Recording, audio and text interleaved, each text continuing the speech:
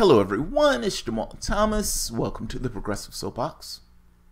So you guys have heard me make my case on, I guess, the case of open-mindedness with regards to what's taking place in Syria, to recognize that there's a propaganda war going on both sides. We hit this, the other side said they hit that, the other side said we've shot down their missiles. One side said they didn't shoot down any of our missiles, all of our missiles hit our targets. Who the fuck knows what's true? What I would say is looking at it from the perspective of, well, I may not necessarily know what's true, and if I don't necessarily know what's true, I need some evidence to give me some idea of what's true. I think that's the most rational thing in the world, especially when you're in a world where everyone is throwing up this kind of flack of information in effort to make you think that one side or the other is correct in what they're doing. I've been skeptical about the West's story on this. I've been skeptical about it for various reasons that I've described in my other videos, but in a nutshell, if some wayward person has stumbled onto this channel, Assad has no reason to do this. He already has 90% of his population taken care of, meaning he's already cleared 90% of the territory. What reason would he have to do this? The premise that will be necessary for him to do this will be he is such a maniac, he is such an animal, that he cares so much about inflicting carnage on the population that he doesn't need to inflict, that he doesn't have a strategic reason to inflict, but he's just a mad guy. He's just a bad guy. He's such a bad guy that he's going to do this against his strategical interests. The West has been looking for a reason to attack Assad. As the West is looking for a reason to attack Assad, this is an amazing pretext that they've given, this red line, to try to take Assad out of his seat of power. Assad would have to be a lunatic to do this. And that is not necessarily the caricature I have of him, even though I understand that some people in the West have allowed themselves to think that way. That's the first point. The second point is the West have wanted to take Assad out of that seat. That's just true. There's no way around it. Britain, France, the UK, they have wanted to take Assad out of that seat. And they've pushed hard to do so. And in the same way, this bunch, I call them the super twins, but they're not really twins, super triplets, have destroyed Libya, and they have open-air slave markets now in Libya. They want to do the same thing to Syria.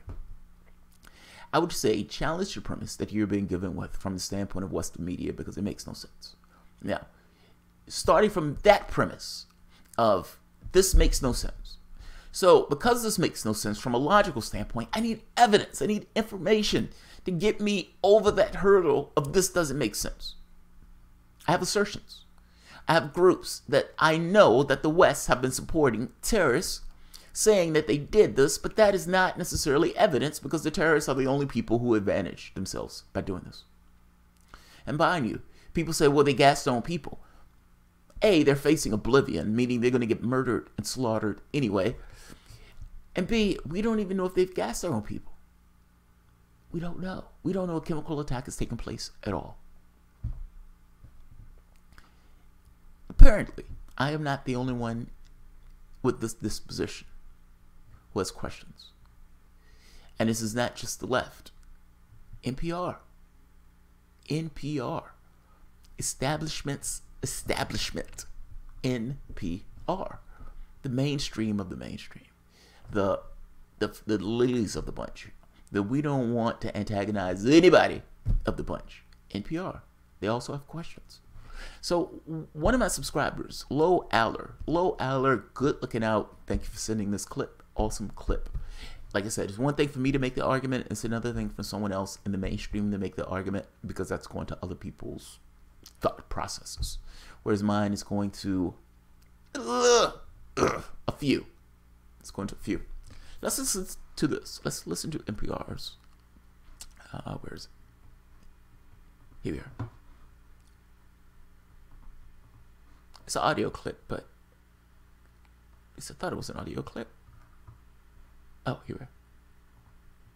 Okay, we're going to go now to the region to talk more about what questions remain and what information has emerged about this suspected chemical weapons attack, and why we are still using the word suspected. NPR's Ruth Sherlock has been tracking all of this from Beirut. Hi, Ruth. Hi. Can you just first give us some history on the Syrian regime's use of chemical attacks in this whole civil war so far? Well, chemical weapons have been used many, many times in the Syrian civil war. In fact, a team of UN investigators have been able to verify about 33 cases of chemical weapons use, and they say that about 27 of those were by the Syrian government. So just so we're clear here, right off the bat, yes, the Syrian government has used these in the past. Absolutely. There have been X number of times that they've been able to confirm that the Syrian government has used these. Not lying about history. So let's keep going. I like this already.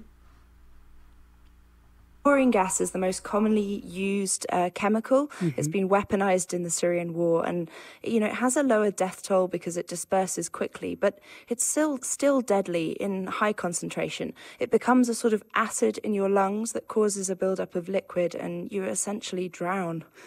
So given that there have been so many documented examples, why are there still lingering doubts about whether this was a chemical attack and how many people were killed? Well, the US and the UK and France say they have their own intelligence on this. There are things that have been verified in other attacks in the past that haven't become publicly clear in this attack yet. Let's start with those killed. The widely circulated figure is 43 people dead, but that seems to rely on the account given by the White Helmets Rescue Group, and that's based on witness accounts from their rescuers in that area. They say the bodies have been buried now, and they've not produced video or photo evidence that matches that death toll.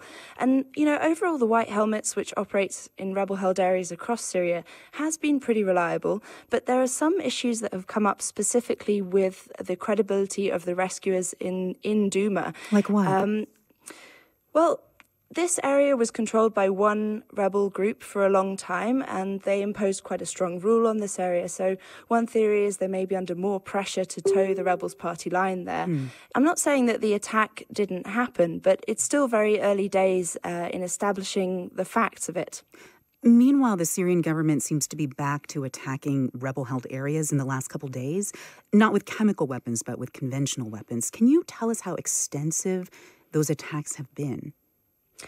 Many, many more people have died in Syria through conventional weapons.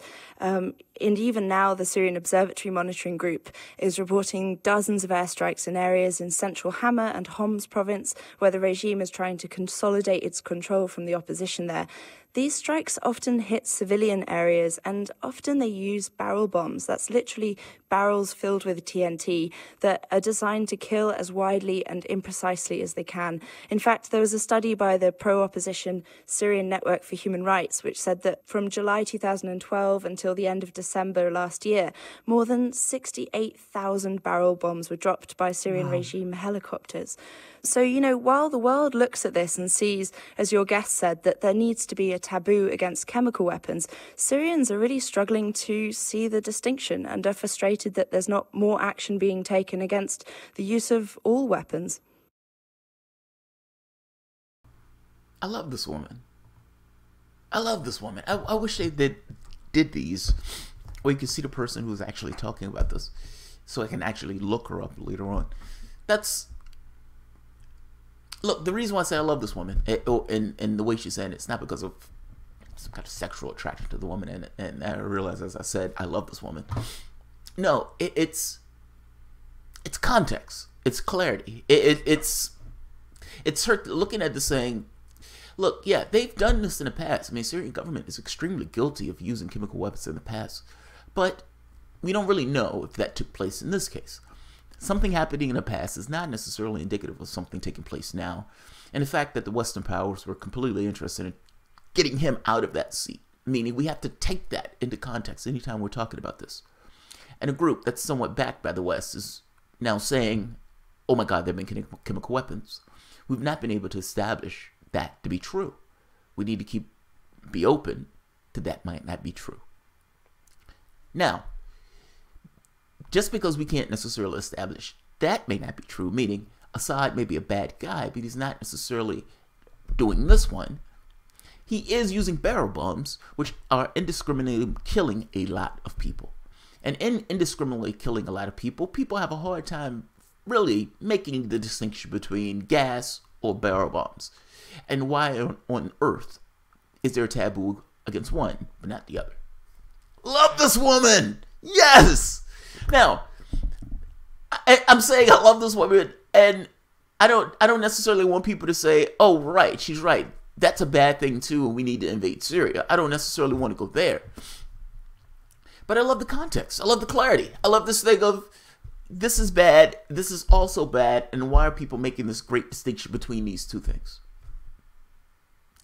To be fair, the West has somewhat of a taboo against gas because of World War I. The people dying in the crevices, in the trenches, whatnot, with these mangled faces and everything else.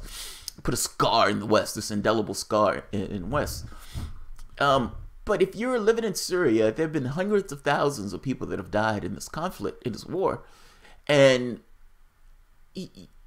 you're like, you guys are making this big distinction about one, but completely ignoring the other. This puts me in the mind of Japan.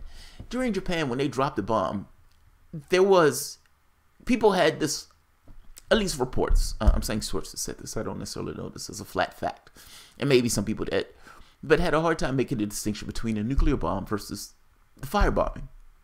The firebombing, the first firebombing, killed like 100,000 Japanese. I don't remember how many people died in the nuclear bomb, but for the most part, the people themselves on the ground were like, these things are comparable to one another. Now, nuclear bombs today are far, far stronger. I think it's like thousands of times stronger than what they were back then. But during the time, you know, there was this huge taboo about, oh my God, nuclear bombs. And the Japanese were like, hey, that firebombing was pretty fucking horrible also. Interesting report. Low Aller, thank you very much for it. I love it. And I need to figure out who this woman is because I'm going to look up some of her content. I just love the clarity, man. The NPR's Ruth Sherlock in Beirut. Ruth Sherlock in Beirut. I love that. She didn't feel the need to hedge. Like, she didn't feel the need to make Bashar al-Assad to be a dove in this in order to cover his ass. Nor did she need to, you know, side with the West and saying, yeah, these guys are right and have every reason to bomb. At the same token, it's, yeah, this is a bad guy. But this bad guy might not have did this in the way that these guys are saying this bad guy did. Love it. Absolutely love it. NP fucking R. Middle of the road NPR. Love them. All right, I'm going to end this. I will see you guys shortly in another video. I've been doing these on my Facebook site. Not as often, because I don't necessarily like doing it on Facebook. I like being on my regular channel. But nevertheless, I'm pushing them up to my channel, so thanks, guys. If you, oh, I almost forgot. If you enjoyed the content, please feel free to share, like, subscribe, and of course, you can always support through Patreon. Sorry, I'm congested this morning. Thanks, guys.